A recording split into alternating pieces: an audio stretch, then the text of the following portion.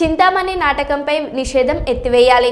వల్గర్గా లేకుండా చింతామణి నాటక ప్రదర్శనకు ప్రభుత్వం అనుమతి ఇవ్వాలి. 100 ఏళ్లకు పైగా చరిత్ర కలిగిన అద్భుతమైన నాటకం పునఃప్రారంభించాలని, వల్గర్ లేకుండా చింతామణి నాటక ప్రదర్శనకు జీవో ఇవ్వాలని, చింతామణి నాటకం ఉన్నట్లుగా ప్రదర్శిస్తే అద్భుతమైన నాటకమని కర్నూలు టీజీవీ కళాక్షేత్రం కార్యదర్శి ఎస్ మొహమ్మద్ మియా కోరారు.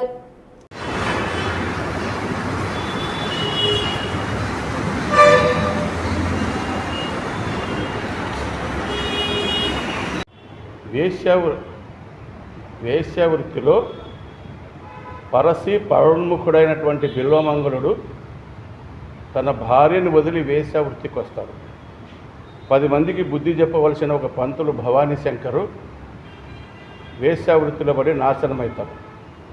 పైసా ఖర్చు చేయని సుబ్బిశెట్టి, పైసా ఖర్చు పెట్టని సుబ్బిశెట్టి వేశ్యావృత్తిలో పడి నాశనమవుతాడు. కాబట్టి ఇవన్నీ వేశ్యావృత్తి వల్ల నాశనము అనే కథను అక్కడ చూపించినాడు. ఇక్కడ సుబ్బిశెట్టి పాత్ర చాలా అద్భుతంగా ఉంటుంది.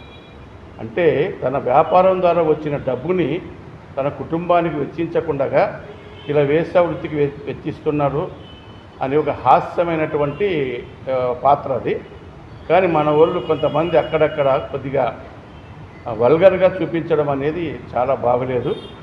అట్లా వల్గర్ కొద్ది ఏదో డబల్ మీనింగ్లు వస్తున్నాయని అట్లా లేకుండా ఆ చిన్న తప్పును బేస్ చేసుకొని అట్లా చేయకూడదు. ఆ చిన్న తప్పును బేస్ చేసుకొని ప్రభుత్వం నిషేధించింది. కానీ ఏమైనా ఆ పాత్రను ఉన్నట్టుగా చింతామణి నాటకంలో ఉన్నట్టుగా ప్రదర్శిస్తే మాత్రం చాలా అద్భుతమైనటువంటి నాటకం. అది ఆర్టిస్టు బయట అనవసరమైన మాటలతో ఆ పాత్రను బాగలేనట్టుగా చేశారు. కానీ సుబ్బిశెట్టి పాత్ర కాళ్ళకూరి నారాయణరావు రాసిన అది చాలా అద్భుతంగానే ఉంది. అలాగనే ప్రదర్శిస్తే దానికి ఏం డోకా లేదు.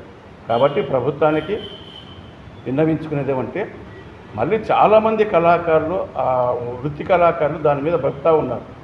ఈరోజు 10,000 15,000 రాత్రంతా చూసి ఆనందపడి మరి అటువంటి నాటకాన్ని మళ్ళీ ఈ ప్రభుత్వం నిషేధాన్ని ఎత్తేసి చింతామణి నాటకం వల్గర్ లేకుండా ఆడండి అని ఒక జీవో ఇవ్వాల్సిందిగా కోరుతున్నాను.